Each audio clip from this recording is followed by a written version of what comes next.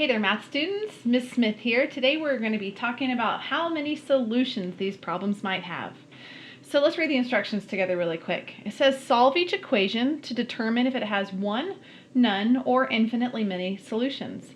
Now this is not your homework assignment, but it would be great if you want to get a blank piece of paper to take some notes. That would be just awesome. Let's start with number 1. So we have 0 equals b minus b. Hopefully you can read that okay.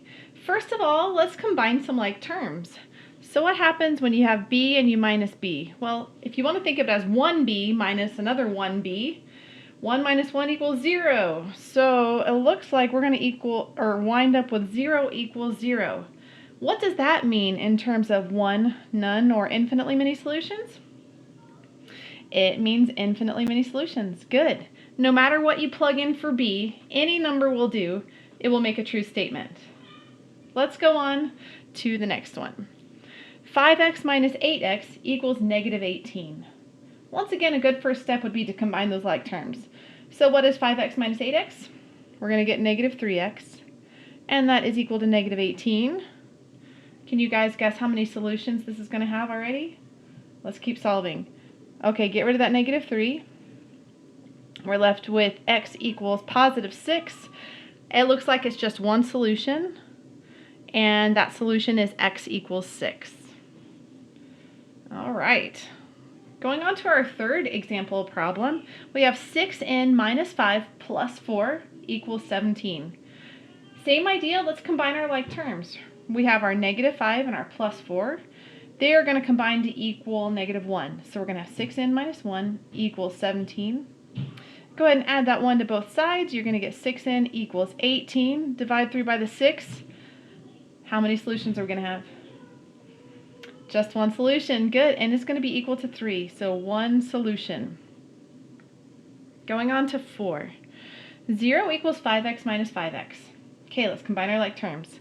What is 5x minus 5x? Oh, looks like we have another one of these where 0 equals 0. So infinite. Let's go to this one that's marked as number 7 over here.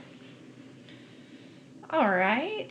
It says negative 1 plus 5b equals b minus 1 plus 4b.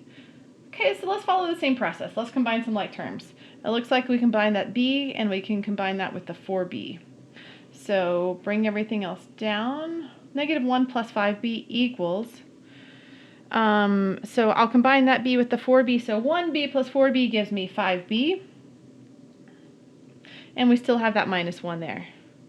Well, if you look carefully at both sides, you might notice that if you were to rearrange this side, it would be exactly like that side. So that might be a good clue as to how many solutions you have here. But I'm going to go ahead and go through the process. I'm going to get rid of the 1 from over here by adding it to both sides. And as you see, that's going to get rid of the 1 from both sides. So we're going to be left with 5b equals 5b. And at this point, it is very clear that we are going to have infinite solutions. So that's our answer right there. Let's look at this one. It says negative 4m plus 7m equals 3m plus 3.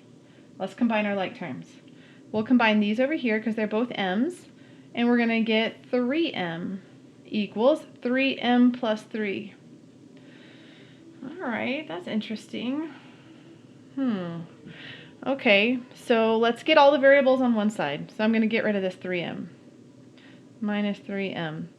So this will cancel, and this, well, you can't cancel it if it's the only thing on its side, but it is going to equal 0. So we're left with 0 equals 3. That is not a true statement. So it's going to be no solutions. No solution. There is no way to solve that and make it a true statement.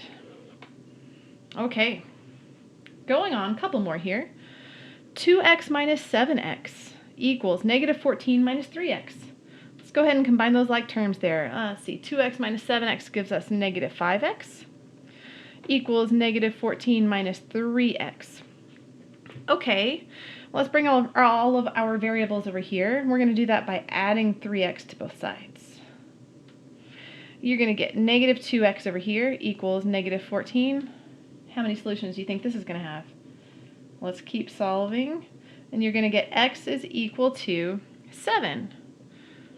And that means just one solution there. Okay, last example. 5x minus 14 equals x minus 2. All right, let's combine our like terms. Wait a second.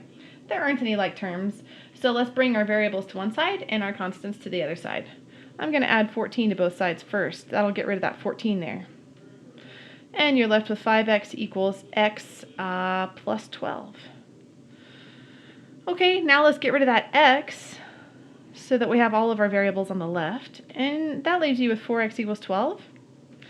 Divide through by that 4. Oh, look at that. Nice and pretty. X equals 3.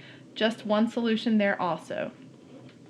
So just a quick reminder, most of the time you'll have one solution. That's x equals some number.